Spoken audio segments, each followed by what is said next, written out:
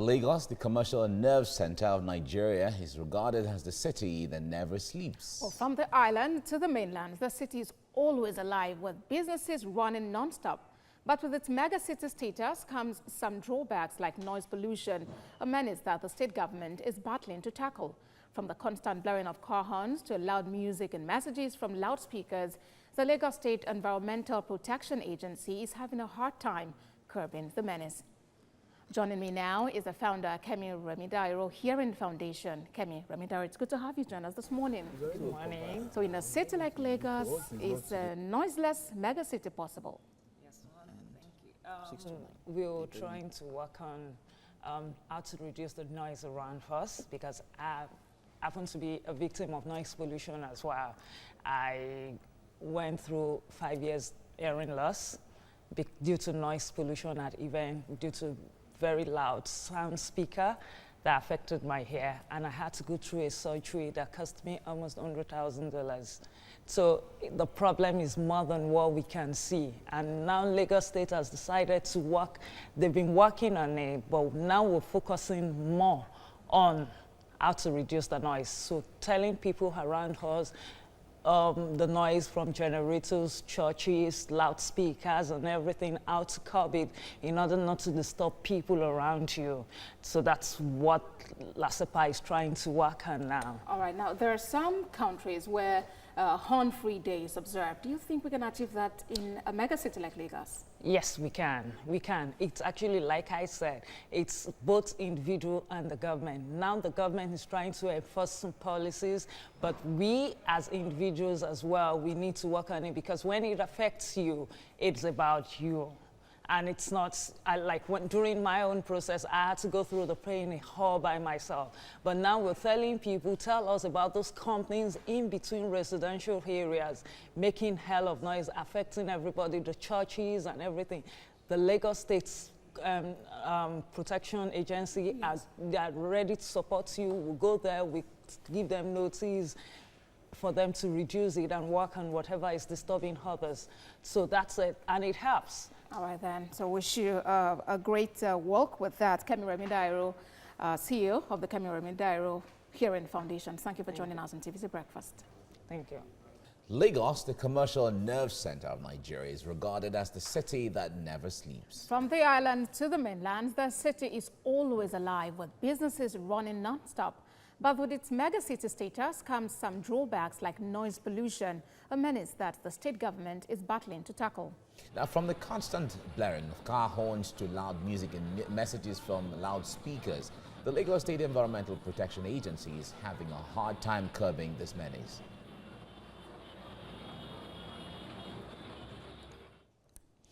Joining me now is the founder, Kemi Remidairo Hearing Foundation. Kemi Remidairo, good morning. It's nice to have you join me right now. Yeah.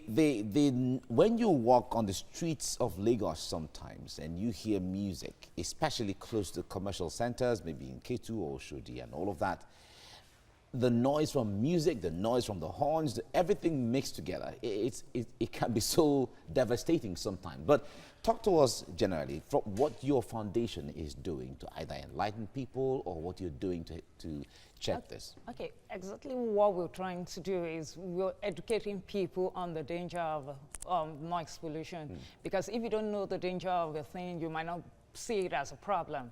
Like I said, I was a victim of noise pollution. I never knew it was a problem as well. I was even ignorant of it for like 2 years. Never knew I was already deaf based on loud, very loud sound. So what we are doing now is we're educating people, telling them noise pollution and exposure to noise can make you lose your hearing. It has so many other problems like hypertension and everything, but the major one that we can't even see is actually the hearing part of it. You lost your hearing based on the noise. And if you don't know you know, we're used to it. Some people just, the noise is just normal. I didn't, Yeah, but it has a particular... I certainly would relate You understand? to that. Just like... See, we grew up listening to these things. So yes, how come and there's all of a sudden there's an issue a now? particular decibel that you need to be exposed to. Okay. But now we have gone far, far beyond, like when you say residential area, the decibel is supposed to be like 53 decibel, and now we're having like 85. But is the government actually doing enough? Because we still see some of this, those who have, from churches, from mosques, from those who sell CDs and DVDs, they're still all over the place. Yes. Now, what the government, what LASAPA is doing is actually, you send your petition last week, just this week, I was on a tour with them, and we went around to houses and to people that submitted petition about their Was that neighbor. to enlighten or to read? No, we are actually giving them warning. They are calling them for a meeting. You have a meeting with them, and we tell them the kind of solution is that if your generator is the one making noise, you have to change it, or you work on it, or you repair it. And for churches, they have to relocate if that is the place is not where. Is that working? Yes, it's working. They've been honing, but now so many organizations are joining them to join force together to curb this. All right, Kemi Remidairo, thank you so much for coming. Thank you. Thank you. Thank you. Right.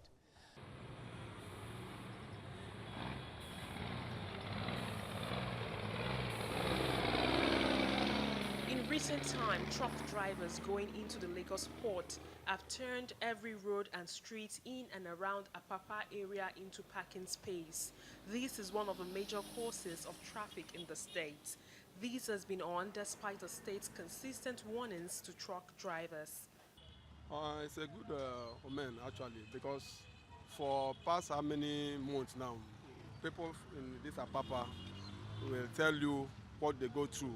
Most of them that are not living here, before you enter Apapa, like this morning, before I get to office, I spend like 3 hours, if not more than, before I get there, and it's not that easy. If they will stick to it, it's a welcome idea.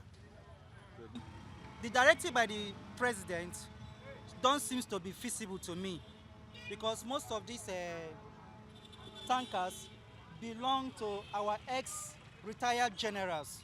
So it will be very, very difficult for such a decree or a law to be enforced, because these are generals. We still go beyond to Abuja and have a round table with the president and still continue their business. Officials of different security agencies are here trying to enforce the federal government's directive. Residents react to the development. So it's not be an easy thing. So I think people working around Apapa is very happy now. And most residents, they already moved out. Business has been crippled because of this traffic. So I think it's a good one. We were born here in Apapa here. We were born, our parents serve government here. All these tankers that you are seeing, they are not like this before. But before the government can issue, or the president, before he can issue an authority that all these containers should move within 72 hours, it's not easy, and it's not a day job. The 72 hours vacation notice given to truck drivers and its owners, according to the federal government, will help clear the Apapa gridlock and also help in restoring law and order in Apapa and its environs. Sharon Ijason, TVC News, Lagos.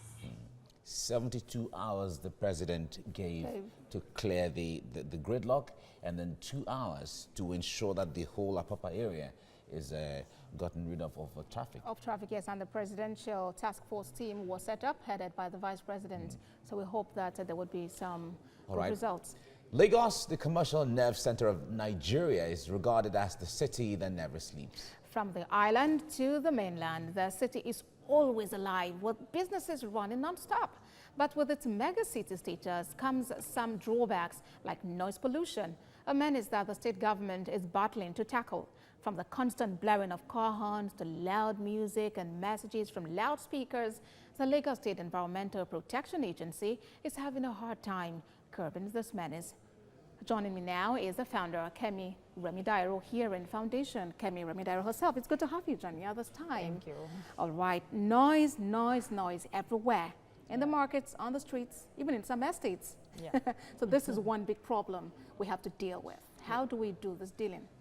Okay, like you said, the Lagos Environmental Protection Agency, they are up with so many policies to curb it, but calling on the general public to make reports of people around you making hell of noise, probably the generator, where you have companies in residential areas. But it's not only the power generating set of these companies that make a noise. Individuals, I mean homes, there are some families who have as many as two. One generator to power the regular TV set and a bigger power generating set to power their refrigerators, their air conditioning systems and all those. So how do we manage the situation? If it is affecting you, affecting the neighbors are meant to make their petition to probably send mails to them, or they have the website, you send the mail and they take the proper action by summoning whoever is doing that. You know, we have churches making noise everywhere. We have all those megaphone people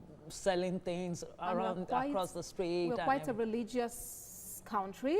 So how has the agency, how do you think the agency has been able to cope handling religious? Churches are meant to be soundproof. If you have your church in residential area, your building is meant to be soundproof. There are so many things to do to soundproof your building. Your speakers are not meant to be outside. They are meant to be inside. And once I'm out of your church, I must not hear a single sound. It's achievable. We have churches that have done that.